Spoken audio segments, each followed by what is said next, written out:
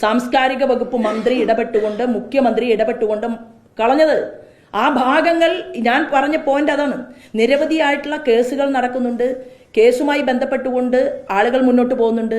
സഹായം അഭ്യർത്ഥിച്ചുകൊണ്ട് അവർ നല്ല പൊതുപ്രവർത്തകരുടെ ഭാഗത്ത് വന്ന എല്ലാ സമയത്തും അവർക്ക് നിരവധി രാഷ്ട്രീയത്തിന് അതീതമായിട്ടുള്ള പിന്തുണ ചില പൊതുപ്രവർത്തകരുടെയൊക്കെ ഭാഗത്ത് നിന്ന് കിട്ടിയിട്ടുണ്ട് എന്നുള്ളത് യാഥാർത്ഥ്യമല്ലേ.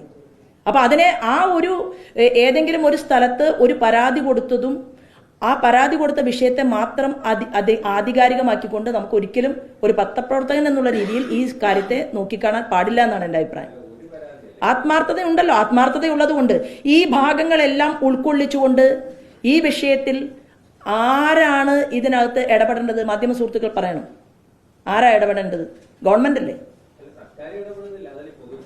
അല്ല, പൊതുപ്രവർത്തകർ ഇടപെട്ട ചരിത്രങ്ങൾ ഉണ്ടല്ലോ.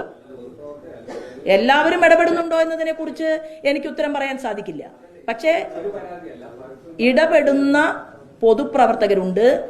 അവരുടെ ധർമ്മമാണ്, അവരുടെ ധാർമ്മികമായ റോൾ എന്ന് പറയുന്നത് ഇത് ജനങ്ങളെ ഇത്തരം കാര്യങ്ങൾ ഉണ്ടാകുന്ന സമയത്ത് ജനങ്ങളെയും സംഘടിപ്പിക്കുക എന്നുള്ളതാണ്. വേണ്ടി വന്നാൽ സിനിമ ഷൂട്ടിംഗ് നടക്കുന്ന സ്ഥലങ്ങളുണ്ട്. പെൺകുട്ടികളെ ആക്രമിക്കപ്പെട്ടവരെ ചില വ്യക്തികൾ അവരുടെ ഷൂട്ടിംഗ് തടയുമെന്ന് ജനം തീരുമാനിച്ചാലോ? നിങ്ങൾ അധോലോക സംഘമായി പ്രവർത്തിച്ചുകൊണ്ട് മുന്നോട്ട് വന്നാൽ നിങ്ങളുടെ സിനിമ കേരളത്തിൽ ചില ഇടങ്ങളിൽ അല്ലെങ്കിൽ കേരളത്തിൽ ഷൂട്ട് ചെയ്യണമോ വേണ്ടയോ എന്ന് തീരുമാനമെടുക്കാൻ ഇവിടെ സ്ത്രീകൾ പൊതുരംഗത്ത് ഇറങ്ങിയാലോ? തന്റെ ഇടവും ആർജവുമുള്ള സ്ത്രീകൾ ഇറങ്ങിയാൽ എന്ത് ചെയ്യും?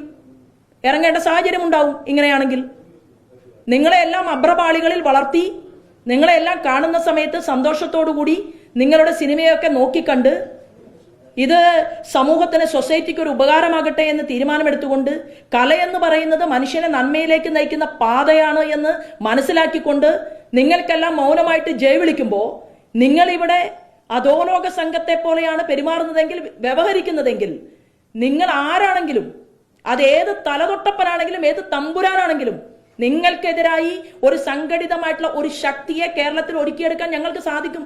അതാ പറയുന്നത്. അതുകൊണ്ട് തെറ്റ് ചെയ്തവർക്കെതിരെ ശിക്ഷ വേണം എന്നുള്ളതാണ്.